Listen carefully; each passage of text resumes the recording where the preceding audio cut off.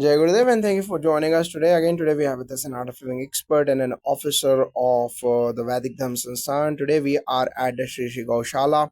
So, this is a heart touching and a profound conversation.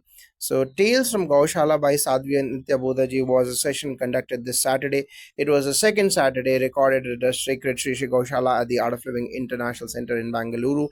We will explore not only the spiritual and cultural importance of the cow in Vedic tradition, but also its divine connection with Lord Krishna and the deeper essence of seva or selfless service through the lens of this story.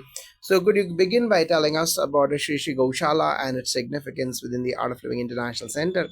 Absolutely, Jai Gurudev. The Shri Gaushala is not just a physical space, but a living embodiment of dharmic seva, reverence, and protection. Located in the serene landscape of the Art of Living International Center in Bengaluru, the Gaushala houses over 1600 cows across 19 indigenous Indian breeds. Each cow here is regarded as sacred, representing purity, abundance, and knowledge. It is a sanctuary where ancient traditions meet modern care and where volunteers, seekers, and devotees engage in selfless service. From the Vedic perspective, the cow or go in Sanskrit holds multiple meanings, not just animal but also knowledge, light, senses, and even moksha or liberation. The Sanskrit richness is seen where a single word holds multidimensional relevance. This aligns with the deeper Vedic understanding where the cow symbolizes not only physical nourishment but spiritual awakening. Now, Sadhvi and Nitya Bodhaji mentioned how the word Go connects the names of Lord Krishna. Can you elaborate? Yes, and it is deeply profound. Lord Krishna is called Gopala, Govinda, Govardhan, all rooted in the word Go. Each name reflects this divine association with the cow and the senses. For instance, Gopal means protector of the cows, but also protector of the senses. This dual meaning signifies that just as Krishna protects the cows in the external world, he also protects our inner faculties, our mind, senses, and soul. His Leela or divine play was not merely symbolic, it carried spiritual codes and lessons for humanity. The story of Krishna's desire to feed cows at a young age is both sweet and symbolic. What deeper message does it hold? That story is heart melting. Imagine the one who sustains the universe, the very Vishnu Tattva, is crying as a child in Gokul, eager to serve the cows. This is more than a Leela. It is a divine teaching. Service or seva begins from humility, not from age or stature. Krishna's tears weren't of weakness, they were of yearning to serve. It shows that even the Lord himself bows before dharma and seva. His insistence on feeding cows teaches us the priority of seva over ego. Now, it is said that in the Vishnu Sahasranama, the Antastam Vasyam Vishwam, the whole cosmos resides in him, and yet he cries like a child before me, Yashoda. This paradox is bhakti in its purest form. The lesson is no matter how powerful one is, surrender to love and seva leads to divine fulfillment. The narrative describes how even Gargacharya ji was called to find an auspicious time. What's the significance of this in Vedic culture? In the Vedic tradition, Muhurta or auspicious timing is crucial for beginning any dharmic activity. Nanda Baba, being a wise and dharmic king, wanted to ensure that Krishna's act of feeding cows was aligned with the cosmic rhythm. But what is beautiful is that Gargacharya ji, after checking the chart, says Krishna's crying is the right time. That itself is the Muhurta. This indicates that pure intent and devotion transcends rituals.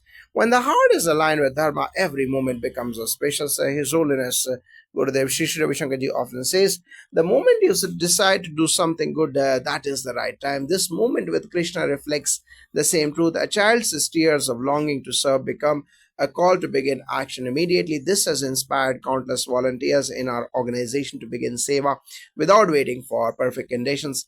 Now, how do these stories from Gaushala inspire service, compassion, and spiritual discipline in today's world? Stories like this touch the soul. They bring back the intimacy of devotion, the innocence of divine play, and the importance of being rooted in service. Whether you are serving cows in a Gaushala or people in cities, the principle remains do it with love, sincerity, and surrender in a modern world filled with distractions. Such tales are a call to return to simplicity and seva, and they also reinstate our cultural identity. The cow is not just a creature, it's a mobile temple, a carrier of purity and a representation of Mother Earth. Serving the cow is serving nature, dharma, and divine consciousness. Gaushalas like this one preserve not only breeds but also the Vedic values embedded in our civilization. Finally, what message would you both give to our youth who are disconnected from such sacred stories? I would say reconnect with your roots. Don't just read mythology, experience the living dharma. Visit a Gaushala, sir, feel the calmness of the cows, chant the names of Krishna, and listen to such divine stories. These aren't just bedtime tales, they are blueprints for a peaceful and conscious life. And I would add, follow Krishna's footsteps. Ask yourself, am I growing up in age or in service? When you begin serving selflessly, be it animals, humans, or nature, you are growing spiritually. That's what Krishna did. That's what Gurudev teaches us, to be joyful, wise, and in service always. Thank you both for this deeply moving and insightful conversation. Tales from Gaushala is not just a narration, it's a mirror reflecting the soul of Sanatan Dharma, where even God cries to serve. Let us all take a step towards nurturing our sacred traditions and walk the path of seva, compassion, and wisdom. Now, could you speak more on the symbolism of cows in Sanatan Dharma and how the Gaushala keeps this alive? Yes, in Sanatan Dharma, the cow or go is revered not merely for its physical offerings like milk, but for its spiritual presence. Our scriptures declare the cow as Kamadhenu, the wish fulfilling celestial being.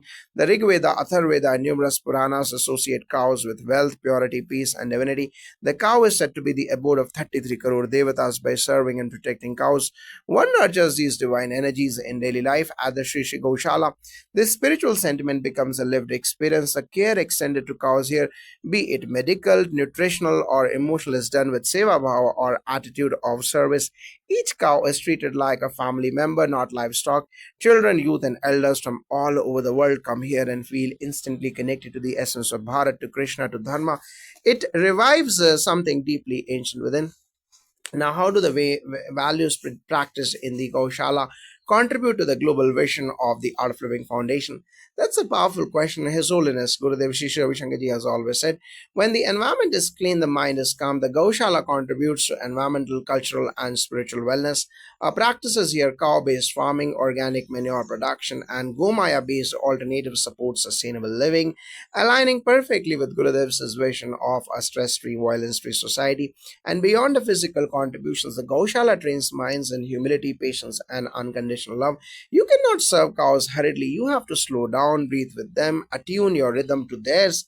This transforms the sevak as much as it nourishes the cow. It becomes a sadhana or a spiritual discipline. Now, returning to Krishna's story, how can we interpret his desire to serve the cows in a modern context? Krishna's insistence, and now I have grown up, let me feed the cows, is not just about age, it's about maturity in consciousness. Today, youth equate growing up with rights and independence. Krishna teaches us that true maturity lies in taking responsibility for our surroundings, nature, and all living beings. Feeding the cows becomes a metaphor for nurturing the world. Indeed, in our modern, often urban lifestyle, this story reminds us of our dharma towards animals and environment. Krishna did not wait for a divine order, he cried to serve. That's the urgency of dharma. We need such an awakening in our youth, not to delay service, but to wait for comfort. Not to wait for comfort, but to step into conscious action. Now, how are students and children engaged in activities of Sri Sri Gaushala? The Gaushala runs special interactive learning experiences for children through school visits, summer camps, and Balchetna shivers. Kids get to feed calves, clean the sheds, learn about cow breeds, and most importantly, hear these divine tales of Krishna and Yashoda. These real experiences ignite compassion and reverence. When a child looks into the eyes of a cow and feels its calmness, something shifts internally. Yes, and we even use Vedic chants and stories to help children remember the values of ahimsa or non-violence, satya or truth, and seva through storytelling like the one by Sadhvi Nitya Bodhaji. Beautifully narrated, children understand that service is strength and devotion is not outdated. It is deeply modern when practiced with awareness. Now, can you share some specific initiatives taken under the Gaushala for preserving Indian indigenous cow breeds?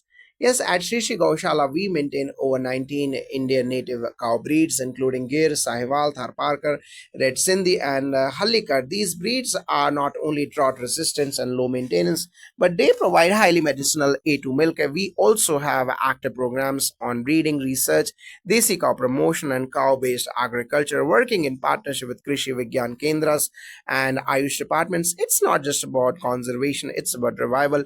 We train farmers in cow-based organic farming, distribute Gaumutra and Panchagavya products, and promote natural alternatives for fertilizers and pesticides. This is how the cow re-enters the economic and spiritual ecosystem, empowering rural India while staying rooted in Vedic wisdom. How do such stories and traditions help bridge the gap between ancient values and contemporary living? The story of Krishna and cows is timeless, but its emotional resonance makes it contemporary. Today, people are hungry for connection, simplicity, and purpose. These tales anchor us in values that are eternally yet urgently needed today: sensitivity to life, courage to serve, and commitment to dharma. Bridging the ancient and modern is what Sanatana Dharma does best. It's not a rigid system, but a following river and a flowing river. These stories are not history, they are living principles, and by reviving places like Gaushalas and retelling these stories with authenticity, we keep this river of wisdom flowing into the lives of future generations. Let your life be like Krishna's, playful but purposeful. Cry if you must, but cry for the right to serve, not just for personal desires. In that, you will find true joy instant. And I would say, serve the cow, and you serve all life. Protect Dharma, and Dharma protects you. These stories are not fiction; they are instruction manuals for divine living. Jai Gurudev, so with that we conclude this soul-stirring dialogue. May every home, school and heart be touched by the spirit of seva and surrender shown by little Krishna. Let us protect and nurture our Gaushalas and cows, our cows and the culture they embody. Jai Shri Ram, Jai Gurudev, Jai Shri Krishna, Jai Shri Ram.